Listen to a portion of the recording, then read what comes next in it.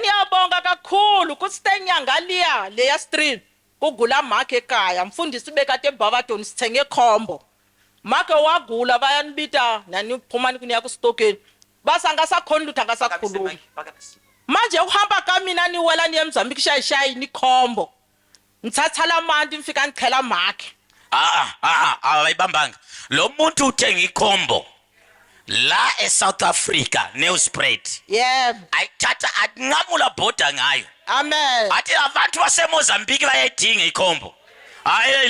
lokholo lokuniyakuthanda lokho ngiyakuthanda lo mama uthatha ikhombo nawe mele uthatha ikhombo uthatha iproduct uthumele loyo muntu mthumele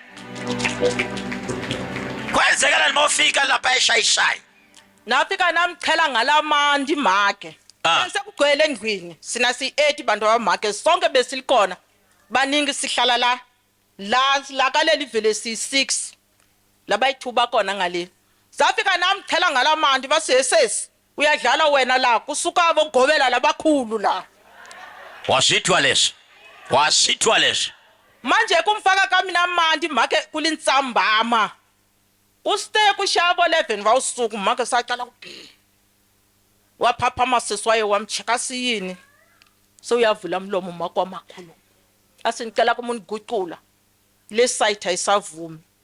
waguculiwa Mark wami kusasekuseni mama wathala ukukhuluma yep. After umsebenzisa la wamanzi yep. Wamtshela namanzi yep. Aphula umlomo akhuluma ashaya izandla uNkulunkulu shaya izandla uNkulunkulu nanyalo bantu abasekhaya babonga kakhulu babonga ucobo la ekhaya baze kujabula Mark bomyendela passport iphume etolo Mark wami uyeta mtata mbona tota bonga la hayi lesho nasilava manje uMark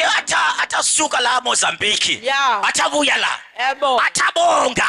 isikhwembu shababandlovu haleluya asiphi isandla ekozweni ngaqala ukumbona eTVini ngisebuthabelo khona le Free State lokho kwangiphusha ukuthi ngize eMpumalanga last year 2 years back ngilana angakaye ekhaya namanje ngisasela sorry ngicela ukubonga uNkulunkulu wa Shalom ngibonge Apostle Ibindlovu ngibonge Mampostoli Ndlovu bese ngithena around ngifuna ukubonga kakhulu kumfundisi wami umfundisi Shongwe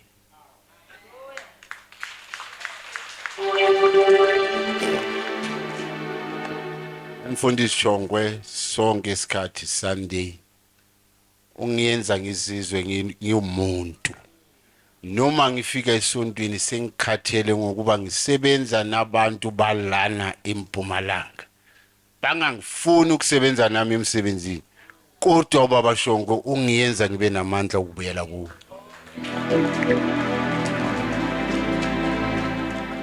so ngime ngaphambi kwenu ukubonga kakhulu iliqobo lalana ekhaya noma bangilwisa kanjalo emsebenzini kodwa ngisasemsebenzini noma bangiplanela ngama extend emsebenzini kodwa ngisasemsebenzini ayenzeka ama extend kodwa angilimali kulama extend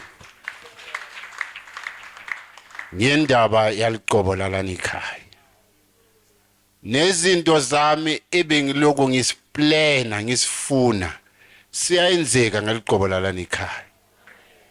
ngicela ukukucela enye into Monday lo esisuka kuyo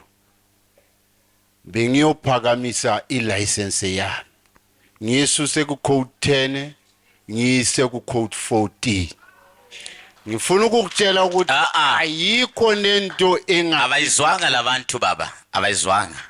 la mina ngithi kuzochinjwa la sikunikela imegama manje sikuthi ku Ministry of Transport manje la kuzochinjwa kuzobe negama la lo baba lo ngifuna ukusitshele ukuthi unesikhathi singakanani uneleyo code leyo yakho le unayo uzowaphakamisa ku code 14 isikhathi singakanani uzama ukuthi uphakamise lelo license isikhathi eside kakhulu umfundisi wa around 17 years back 17 good years I said 17 years. Struggling, trying. But just after visiting this ministry, the ministry of Apostle Ebenezer Love, hayi lezinto kwamanje ngithi kuwe njengokuba bengiyotesta Monday kwaze kwakhuluma yona itraffic cop ebe itesta mina yathi umuntu ofana nawe ukumosha isikhathi ukumtesta wena into ekufanele ngiyenze njengo traffic cop ngifanele ukunikeza ilicense yakho kuphela sekuyakhanya